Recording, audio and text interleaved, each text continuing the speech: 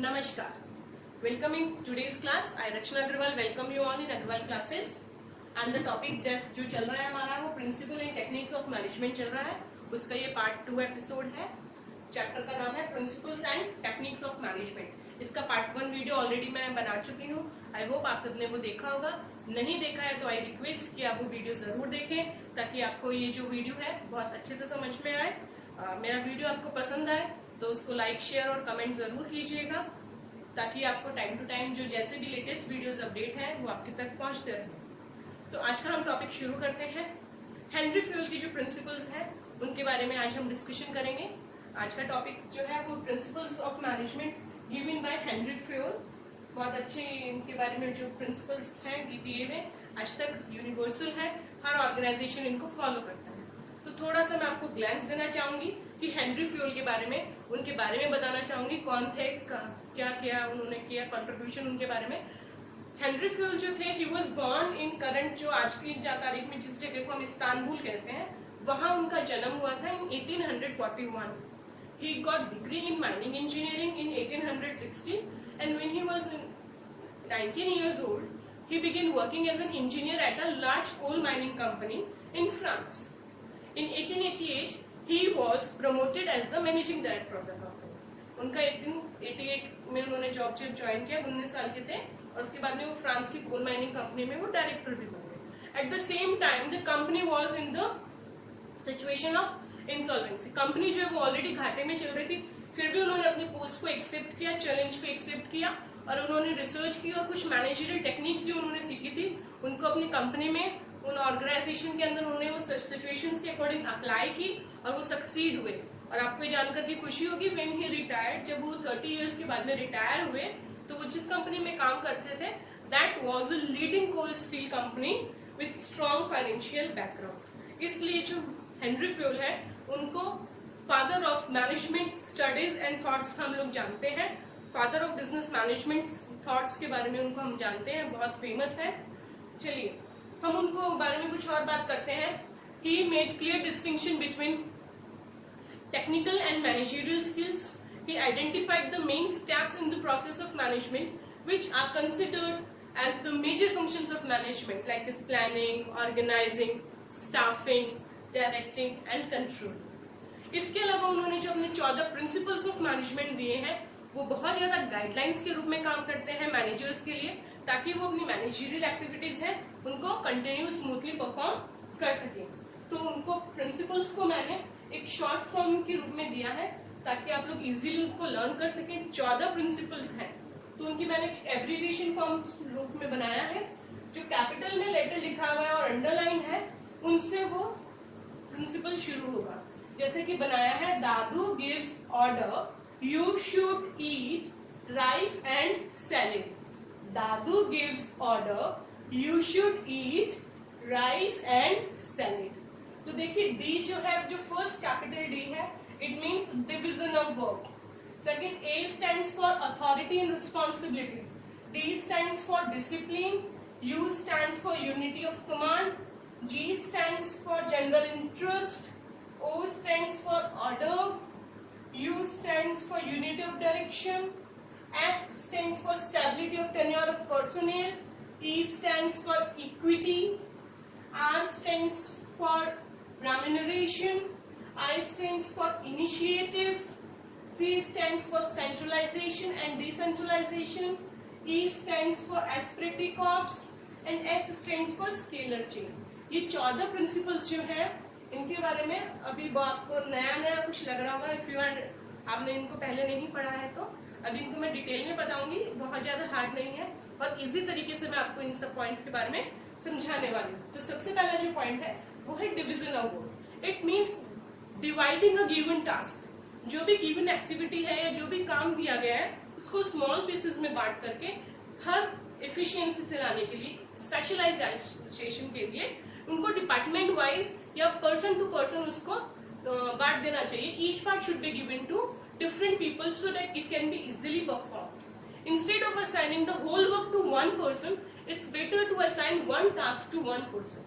उसको छोटे छोटे पार्ट्स में डिवाइड करके 3 लोगों में अगर हमने काम को बांट दिया तो वो इफिशिएंटली स्पेशलाइज्ड फॉर्म में आपके सामने वो काम होके आएगा, इन स्पाइट ऑफ कि आपने किसी एक ही बंदे को सारा काम दे दिया तो वो उतना अच्छे से नहीं कर पाएगा. Before assigning the task to anyone, it must be assured that he possesses required knowledge. आप जिस भी अपने मैनेजर को या टीममेट को, सबऑर्डिनेट को वो काम दे रहे हैं तो ये जरूर श्योर कर लीजिए कि वो एक्टिविटी करने के लिए उस बंदे के पास रिक्वायर्ड नॉलेज है, स्किल है, कैपेबिलिटी है एंड विल टू परफॉर्म. उसकी वो काम करने में इच्छा है तो वो काम आपको, मैनेजमेंट को, वो इफेक्टिवली और इफिशिएंटली करके देगा. If the same task is performed by a person again and again, तो वो उसमें क्या होता है, स्पेशलाइजेशन आ जाता है. एक ही काम को कोई बंदा रिपीटेडली करता है, उसके इंटरेस्ट का काम है, तो वो ग्रेटर इजीली और कन्वीनियंस से कर सकता है, मिनिमम वेस्टेज में कर सकता है, मिनिमम टाइम में कर सकता है. तो हमारे रिसोर्सेज की बचत होगी, टाइम की बचत होगी, स्पेशलाइजेशन आएगा, इफेक्टिवनेस आएगी अगर हम काम को डिवाइड करते हैं.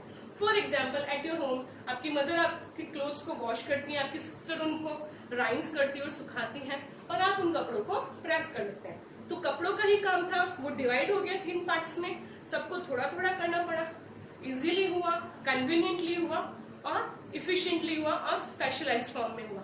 Is it clear to you? Then comes to the next one, authority and responsibility. Authority क्या होता है? Authority means power to take decisions. Authority एक लीगल और फॉर्मल राइट होता है एक मैनेजर का, चाहे वो मैनेजर हो, सुपरवाइजर हो या कोई भी टॉप लेवल के एग्जीक्यूटिव हो ऑर्गेनाइजेशन के अंदर, उसका ये एक लीगल और फॉर्मल राइट होता है. Is that clear to you? जो अपने सबऑर्डिनेट्स को ऑर्डर्स देता है, इंस्ट्रक्शंस देता है, डायरेक्शंस देता है और उनसे काम को करवाता है ओबीडिएंटली. This is called authority. तो जो मैनेजर होता है वो डिसीजन मेकिंग का पावर होता है, उसके पास में रिस्पॉन्सिबिलिटी, अथॉरिटी होता है, परफॉर्मेंस और नॉन परफॉर्मेंस जो काम है उसको सही तरीके से चेक करना, ताकि ऑर्गेनाइजेशन का जो ऑब्जेक्टिव है वो अचीव हो सके. तो जो अथॉरिटी होती है इसके अंदर कुछ राइट्स होते हैं एक पर्टिकुलर लिमिटेड एरिया के अंदर. जो द डिग्री ऑफ अथॉरिटी है वो मैक्सिमम होती है टॉप लेवल के ऊपर, और धीरे धीरे वो डिक्रीज होती जाती है कॉर्पोरेट हायरार्की के अंदर, जैसे जैसे if we will go downwards. So हम ये कह सकते हैं कि जो अथॉरिटी है it flows from top to bottom. Is that clear to you? Superior से सबऑर्डिनेट की तरफ में ये आती है. Then we have to understand responsibility. Authority के बाद में हम समझेंगे रिस्पॉन्सिबिलिटी. रिस्पॉन्सिबिलिटी क्या होती है? अथॉरिटी तो पावर था, रिस्पॉन्सिबिलिटी होती है ऑब्लिगेशन. वो काम को करने का ड्यूटी होता है इंडिविजुअल का, वेदर अ मैनेजर और any other employee of the organization to carry out the task और ड्यूटी असाइन्ड टू हिम. उस इंसान को जो भी टास्क या जो ड्यूटी दी हुई है सीनियर के द्वारा, वो काम उसको करके देना है. This is called responsibility. The one who accept the task are held responsible for their performance. उन्होंने जो भी काम करके दिया है उसकी जिम्मेदारी जिसने काम करके दिया उसी की होगी. For that is when an employee takes the responsibility of an action. अगर कोई एम्प्लॉय किसी काम को करने की रिस्पॉन्सिबिलिटी लेता है तो उसके होने वाले कारण या रिजल्ट के लिए भी वो रिस्पॉन्सिबल होगा. एक्टिविटीज से रिलेटेड जो भी रिजल्ट होंगे उसके लिए वही रिस्पॉन्सिबल होगा. तो अथॉरिटी तो आप समझ में आया आप लोगों को, राइट टू गिव ऑर्डर होता है, ओबीडियंस लेने का अपने सबऑर्डिनेट से, है ना. और रिस्पॉन्सिबिलिटी क्या होता है? किसी सर्टेन फंक्शन को करने की ड्यूटी होती है. Authority is both formal and informal. There should be a balance between authority and responsibility. Students ये आप जरूर ध्यान रखिएगा कि बैलेंस होना चाहिए अथॉरिटी और रिस्पॉन्सिबिलिटी दोनों के बीच में. An organization should build balance between these things, and at the same time a manager should have necessary authority to carry out his responsibility. Is that clear to you? Then comes third one, D is for discipline. According to Fayol, discipline का क्या मतलब होता है, आप क्या समझते हैं? Obedience, sincerity, respect of authority and observation and following of the rules and regulations of the organization. है ना, किसी भी rules को follow करना, this is called discipline. तो प्रिंसिपल मीन्स यही होता है कि सबऑर्डिनेट जो होता है उसको ऑर्गेनाइजेशन के, सुपीरियर्स के, अथॉरिटीज के जो भी रूल्स और रेगुलेशंस होते हैं उनको फॉलो करना चाहिए, ऑबे करना चाहिए. बट माय डियर स्टूडेंट्स, आपको ये भी ध्यान रखना है कि discipline is not only required on the part of subordinates. सिर्फ सबऑर्डिनेट्स का पार्ट नहीं होता है, but also on the part of the management. Also management का भी पार्ट होता है डिसिप्लिन को फॉलो करना. ऐसा नहीं है कि खाली सबऑर्डिनेट्स ही डिसिप्लिन को फॉलो करेंगे. फॉर एग्जाम्पल, आप एक एग्जाम्पल से समझिए. The employees must honour their commitment towards the organization. एक एम्प्लॉय को अपने ऑर्गेनाइजेशन के प्रति उसने जो भी कमिटमेंट्स किए हैं काम को अच्छे से करके देने के वो फॉलो करने चाहिए।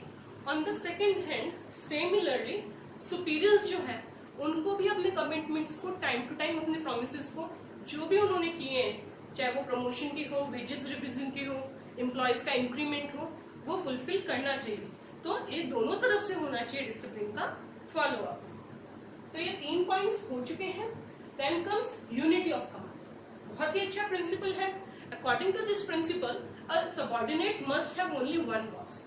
इसका जनरली आपको किसी भी बुक में आप देखेंगे, शॉर्ट नोट के अंदर आप देखेंगे तो यही होता है, वन बॉस वन एम्प्लॉय। एक से ही आपको सबऑर्डिनेट के पास में सिर्फ एक ही बॉस से ऑर्डर्स होने चाहिए, मल्टीपल बॉस नहीं होने चाहिए। A subordinate must receive orders from one boss only. In other words a subordinate must report to one supervisor. एक ही के प्रति उसकी जवाबदेही होनी चाहिए। According to Fayol, if one subordinate receive orders from more than one superior then there will be disorder. 2 bosses ने order दे दिया तो एम्प्लॉय कंफ्यूज हो जाएगा, पहले मिस्टर ए के पास जाऊं कि मिस्टर बी के पास जाऊं। This will effect the discipline, efficiency, productivity and profitability of the organization. Confusion create होता है। Unity of command is very important principle of management. This principle is based on the rule too many cooks spoils the soup. अगर एक soup को बनाने के लिए आप 2 कुक्स को खड़ा कर दोगे या 3-4 शेफ को खड़ा कर दोगे तो सूप अच्छा नहीं बनेगा, it will be spoiled. Is that clear to you? तो किसी भी तरीके के कंफ्यूजन को हटाने के लिए कोई भी एक्सक्यूज ना रहे एम्प्लॉय के पास में, ऑर्डर्स एक ही बॉस से आना चाहिए। If there are more bosses, जैसे मैंने बताया, it can create problem of ego clash. पहले मेरा बात मानना था, मैंने तुम्हें ऑर्डर दिया था, पहले मेरी फाइल लेके आनी थी। इस तरीके से ईगो क्लैश हो सकता है और सुपीरियर का जो है ऑर्डर को एग्जीक्यूशन करने का एम्प्लॉय के लिए कंफ्यूजन भी हो सकता है। For example, if employee of production department is asked to go slow.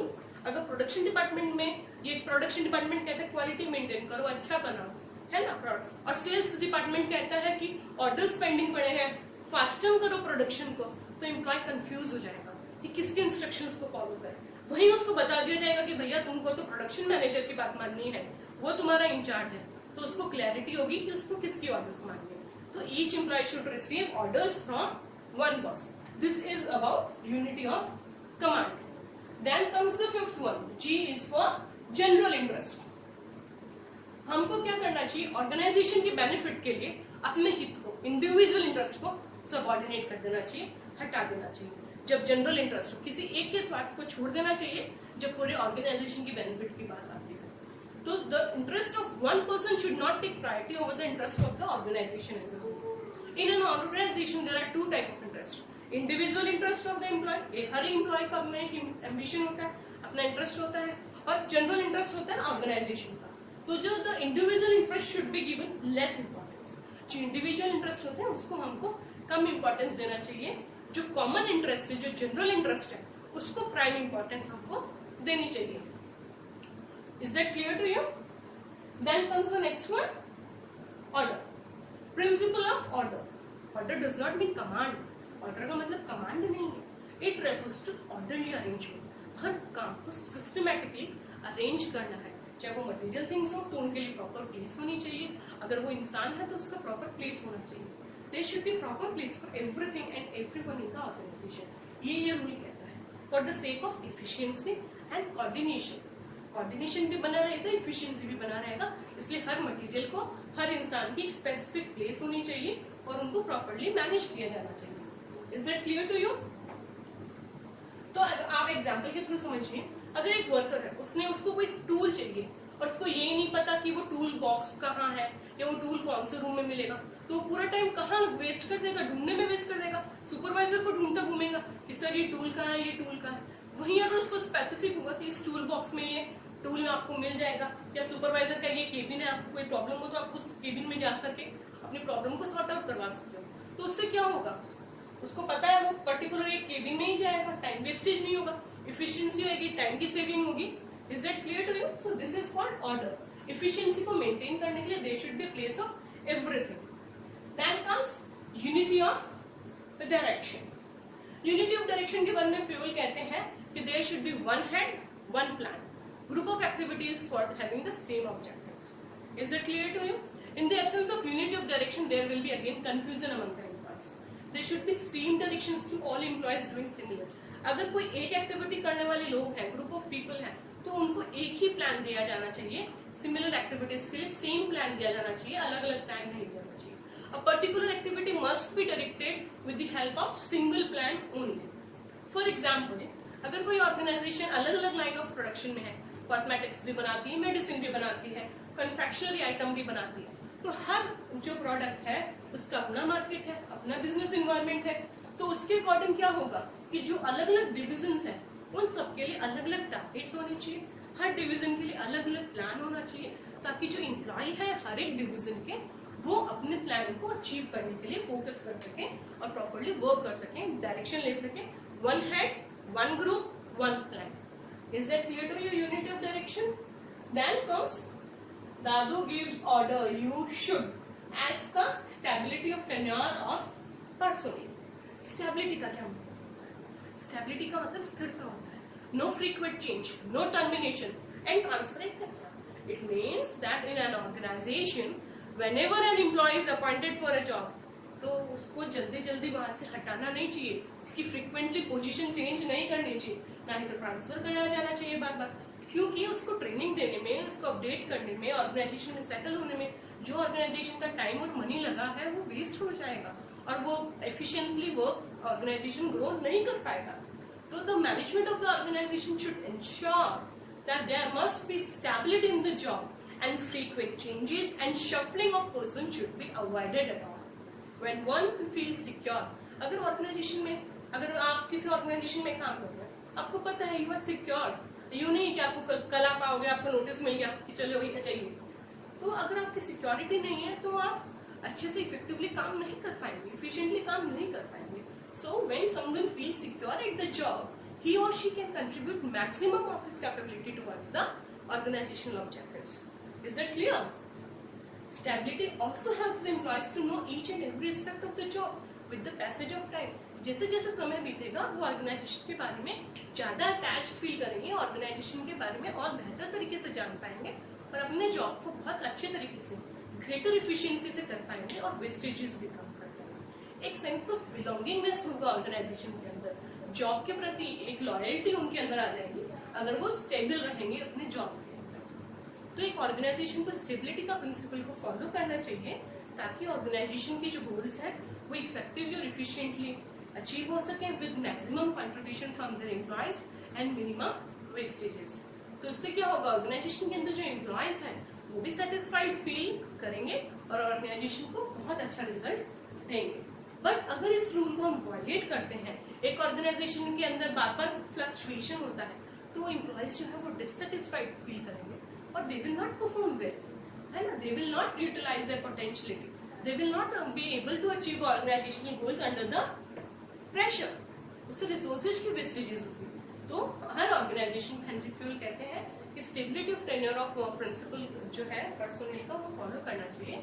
उससे बिलोंगिंगनेस डेवलप होगी ऑर्गेनाइजेशन के प्रति एम्प्लॉयज की, उनकी इफिशिएंसी लेवल जो होगा वो इम्प्रूव होगा, एम्प्लॉयज सेटिस्फाइड होंगे और वेस्टेज ऑफ रिसोर्सेज कम होगी और टाइम भी सेविंग होगा. जो सिक्योरिंग, जो नए एम्प्लॉयज को आप सिक्योर करते हो, उनको ट्रेन करते हो, सबका टाइम जो वेस्टेज होता है वो भी आपका ऑर्गेनाइजेशन का बचेगा. So this was stability of tenure of person. Then comes equity.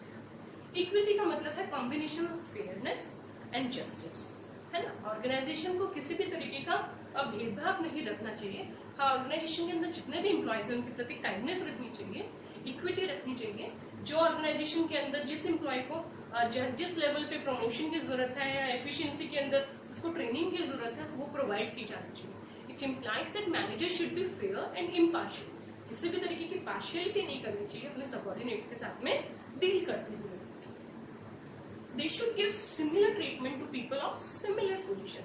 जैसे लीव्स का हो सकता है, मिस्टर ए को आपने लीव ग्रांट कर दी, मिस्टर बी को आपने लीव ग्रांट नहीं की, है ना? तो ये गलत बात हो जाती है. सिचुएशन को अंडरस्टैंडिंग करके एक ऑर्गेनाइजेशन के अंदर मैनेजर को इम्पार्शियल रहना चाहिए और सिमिलर ट्रीटमेंट देना चाहिए सिमिलर पोजीशंस के अंदर. They should not discriminate with respect to age, caste, religion, relation etcetera. Equity is also essential to create and maintain cordial relations between the managers and subordinates. Is that clear to you? Fayol के ये भी मानना था कि at times force and harshness might become necessary for the sake of equity. Then comes the next one, remuneration. Remuneration का मतलब होता है पेमेंट. पेमेंट से रिलेटेड ये पॉइंट है माय डियर स्टूडेंट्स. रेम्यूनरेशन जो भी पेमेंट होना है वर्कर्स को, that should be fair, reasonable, satisfactory and rewarding of the efforts. Employee को सेटिस्फैक्टरी होना चाहिए, उसके लिए रिवार्डिंग होना चाहिए.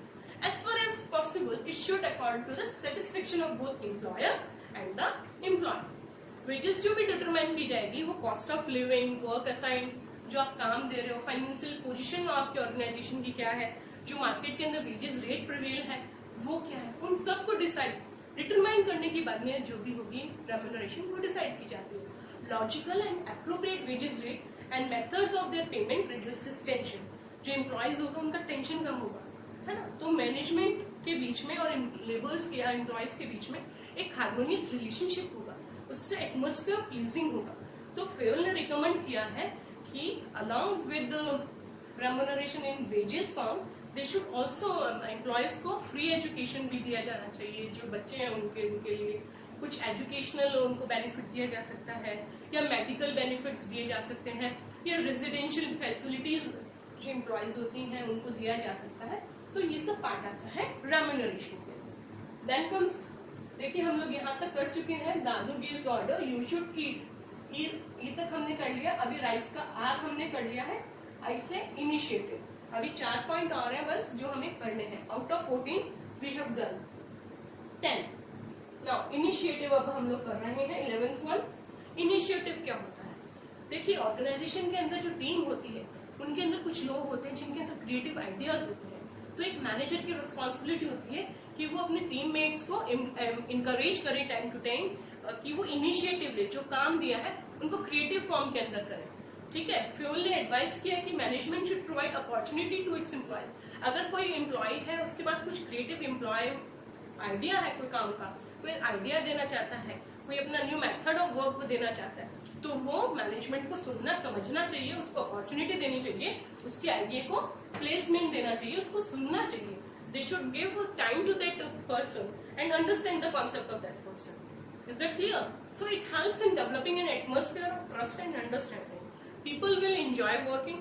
अगर आपका आइडिया मान लिया गया है तो उसको भी लगेगा कि हाँ एम्प्लॉयज की वैल्यू होती है, वो ऑर्गेनाइजेशन में अच्छे तरीके से काम कर पाएंगे, उनका जील और एनर्जी लेवल जो है वो बूस्टअप हो जाएगा, है ना. तो प्लेस जो वर्किंग एनवायरनमेंट है वो बहुत अच्छा हो जाएगा. तो ये होता है इनिशिएटिव कि अगर कोई एम्प्लॉय नए आइडियाज लेके आता है तो उनको मैनेजमेंट को सुनना चाहिए, समझना चाहिए और उनको वैल्यू देनी चाहिए.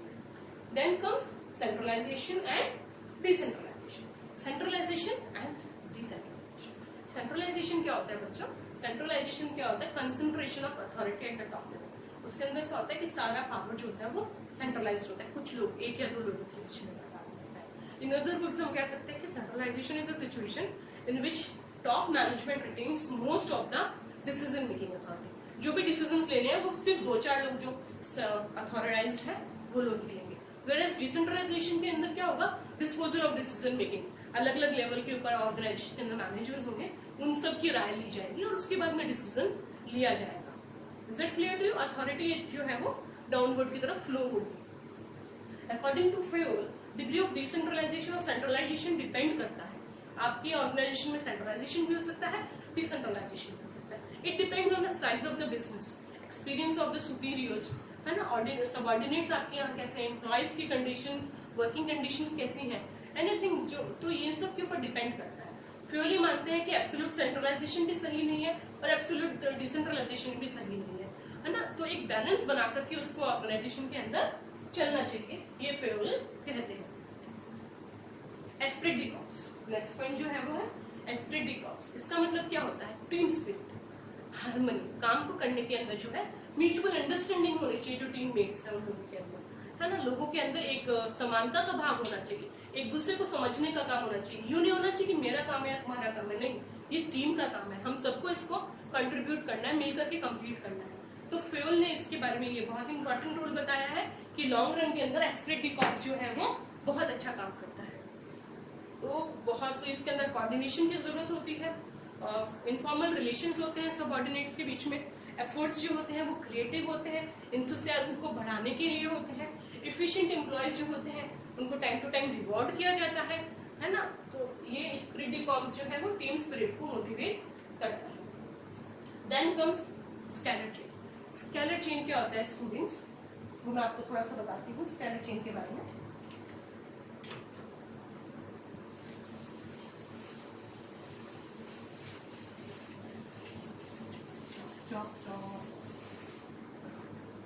स्केलर चेन जो होता है, स्केलर चेन के बारे में फ्योल ने बताया है, ये एक कम्युनिकेशन चैनल होता है। स्केलर चेन एक फॉर्मल लाइन ऑफ अथॉरिटी होती है जो हाईएस्ट रैंक से लोअर लिंक तक स्ट्रेट लाइन के फॉर्म में जाती है। फ्योल ने एम्फेसिस किया है कि हर ऑर्गेनाइजेशन को जो है इस चेन को फॉलो करना चाहिए ताकि क्लियर कम्युनिकेशन हो, कोई गैप नहीं हो, सबऑर्डिनेट्स को जो है orders time to time superior से मिलता है। जैसे कि ये B C D E F, set clear. इसके बाद में हम इधर से लेते हैं जैसे कि L M N O P, ठीक है। तो अभी हम आगे बताते हैं इसके बारे में कि ए को अगर कोई इंफॉर्मेशन देना होगा तो वो बी को देगा, बी सी को देगा, ए और ए जो कम्युनिकेट करेगा वो बी और एल को करेगा, बी सी को करेगा, एल एम को करेगा, सी कम्युनिकेट करेगा अपने से नीचे वाले सबऑर्डिनेट्स को, डी और एम सबऑर्डिनेट है इसका एन को कम्युनिकेट करेगा। तो हर एक अथॉरिटी अपने से जस्ट नीचे वाले सबऑर्डिनेट को जो है कम्युनिकेट करेगा information. The chain must be strictly followed in the organization, है ना, सबको फॉलो करना है। This principle was explained by Fayol. ये एक लेटर डायग्राम के थ्रू उन्होंने एक्सप्लेन किया है फ्लो ऑफ इंफॉर्मेशन का, कि टॉप अथॉरिटी से स्टेप बाय स्टेप इंफॉर्मेशन जो है वो फ्लो होनी चाहिए। उसके बाद में उन्होंने इसके बीच में गैंग प्लान बना दिया है। गैंग प्लान ऐसे बना दिया है, इस तरीके से ये गैंग प्लान उन्होंने बना दिया। इसका ये मतलब था गैंग प्लान का कि लेवल जंपिंग अगर हायरार्की बनाती है और किसी को ये इंफॉर्मेशन अगर ई और ओ सेम पोस्ट के ऊपर है तो ई को अगर कोई इंफॉर्मेशन शेयर करनी हो तो वो कैसे शेयर करेगा, या कोई क्वेरी पूछनी हो तो वो कैसे पूछेगा, वो डी के पास जाएगा, D will go to C, C will go to B, B will go to A, है ना, और फिर ए से वो एल एम एन, इस तरीके से फिर वो ओ से फिर इस तरीके से इंफॉर्मेशन आएगी। तो ये बहुत लॉन्ग चैनल हो गया, 9 स्टेप्स का ये चैनल हो गया है। इसलिए फ्योल ने कहा कि वो अपने सेम लेवल का जो ऑर्गेनाइजेशन के अंदर बंदा होगा, ई का जो सेम लेवल पे ओ है, तो उससे वो इमीडिएट सुपीरियर से अपने कोऑर्डिनेट कर लेगा, वो उनसे इंफॉर्मेशन ले लेगा, देन और वो सेम पोस्ट के ऊपर अगर है तो उससे इंफॉर्मेशन को वो शेयर कर सकता है in spite of jumping to the 9 levels. ये इतनी बड़ी चैनल को वो फॉलो नहीं करेगा, अपने जस्ट पैरेलल वाले चैनल से वो कम्युनिकेट कर लेगा, क्योंकि वो भी सेम ही पोस्ट के ऊपर है, उन दोनों को सेम ही इंफॉर्मेशन ट्रांसमिट हुई थी। तो अगर कोई इंफॉर्मेशन में कंफ्यूजन है तो वो डायरेक्ट ओ से कम्युनिकेट कर सकता है और अपने प्रॉब्लम को सॉर्ट आउट कर सकता है। So this was all about the principles of management, 14 principles of management given by Henri Fayol. Is that clear to you? I hope my dear students आपको ये 14 प्रिंसिपल्स जो है वो बहुत अच्छे से समझ में आए होंगे। लाइक, कमेंट और सब्सक्राइब जरूर कीजिएगा। नमस्कार।